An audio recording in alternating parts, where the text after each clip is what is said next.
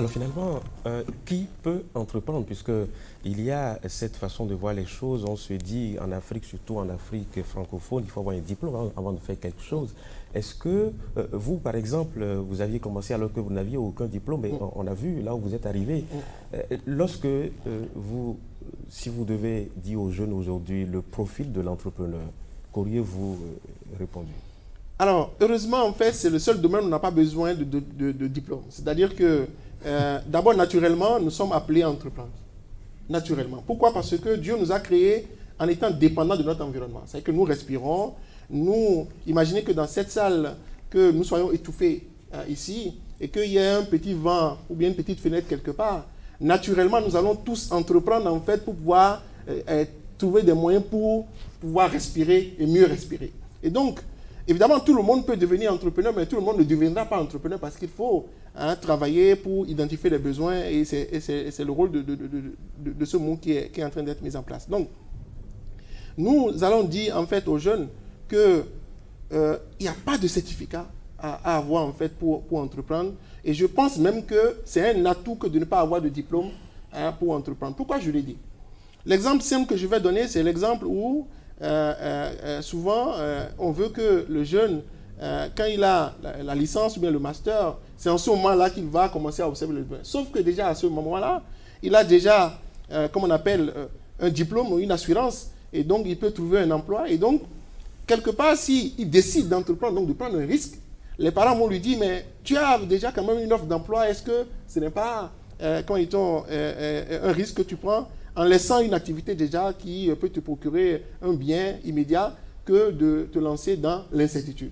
Et donc, quand vous êtes à l'école, vous avez cette possibilité déjà d'échouer, de recommencer, et de profiter des compétences en fait de vos camarades, de pouvoir aussi faire des choses qui vous fassent plaisir, et d'étudier même en fonction en fait de votre entreprise. C'est pourquoi, si vous voyez bien, que ce soit Mark Zuckerberg, que ce soit Steve Jobs, que ce soit et beaucoup d'autres personnes, celles qui ont compris qu'on peut entreprendre et on n'a pas besoin de capacité.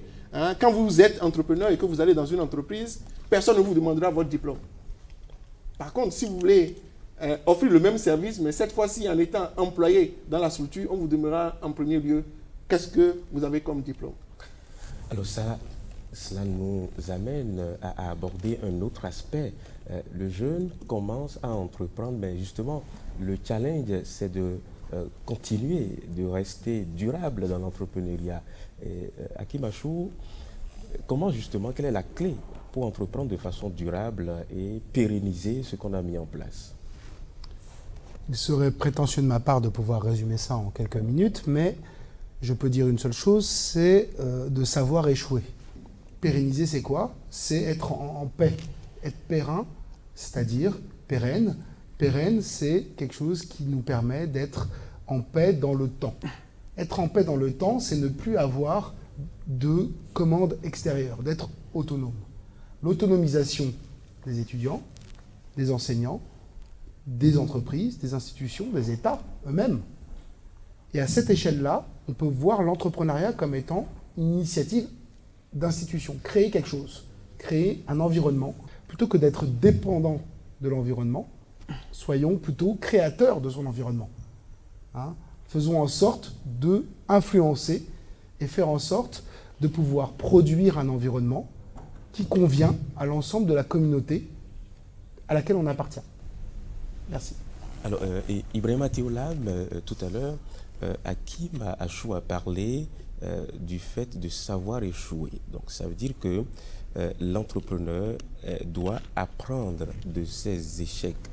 Et sur ce flanc, qu'est-ce que vous auriez envie de dire par rapport à comment, justement, il faut entreprendre de façon durable? Et juste pour information, dans mes propositions, l'échec en fait partie. Donc, pour répondre à la question principale, j'ai 4 parties synthétiques. Premièrement, je vais commencer par donner des exemples. J'ai eu l'opportunité de travailler dans plusieurs pays d'Afrique sur les questions liées à l'entrepreneuriat des jeunes et à la valorisation des produits du terroir. Je vais donner 2 exemples. Bénin et au Burkina Faso. Nous avons réussi en une semaine à incuber des jeunes qui ont créé des produits et ces produits existent aujourd'hui. Ces jeunes ont transformé leurs rêves en réalité. La majeure partie des jeunes que nous avons incubés avec le groupe Cerco sont devenus entrepreneurs.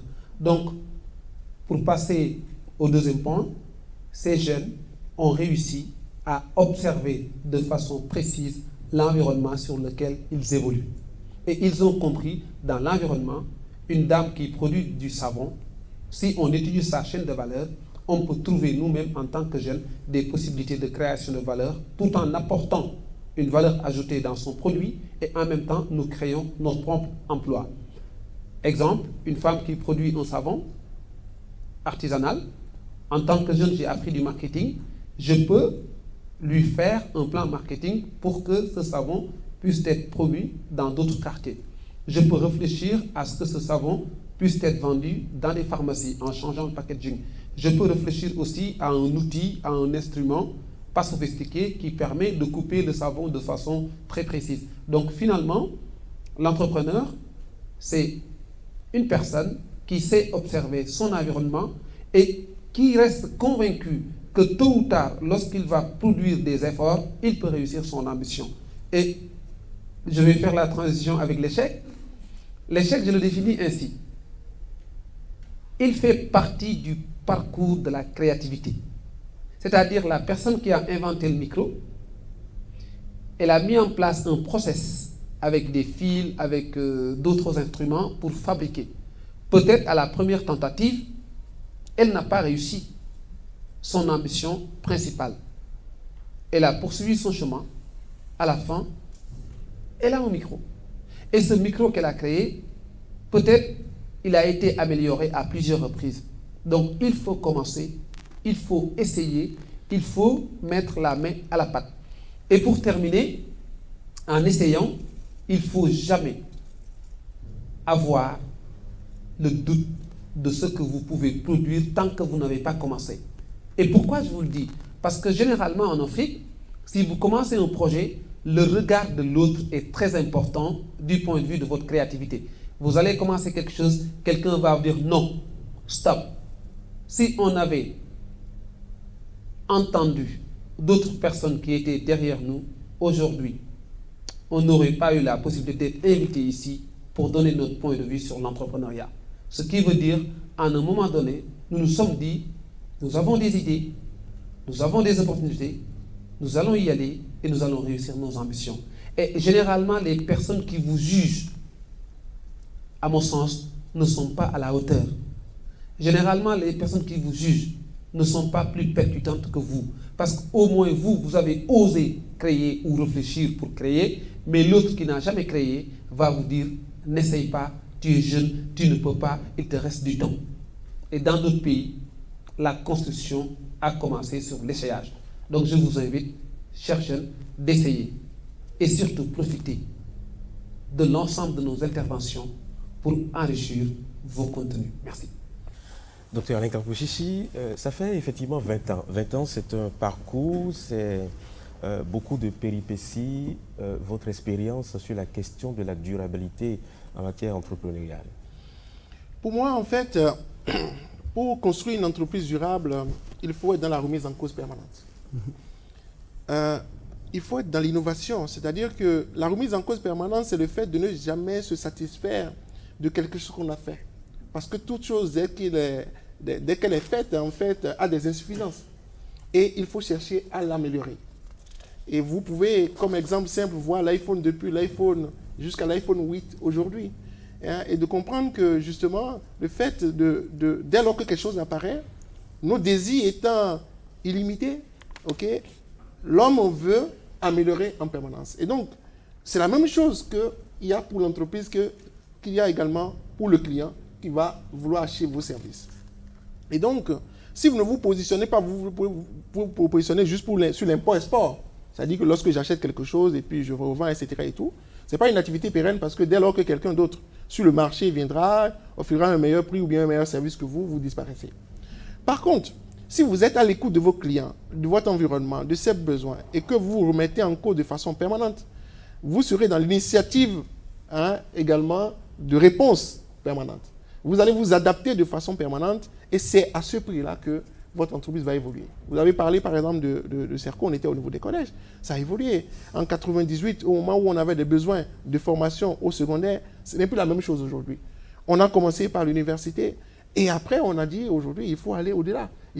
Donc il faut être vraiment dans une logique de remise en cause permanente, d'évolution permanente, s'inscrire dans une logique donc d'innovation. En réalité, je crois que les collègues dans le cadre de la formation auront à en parler et nous allons positionner les jeunes sur le long terme donc dans l'innovation.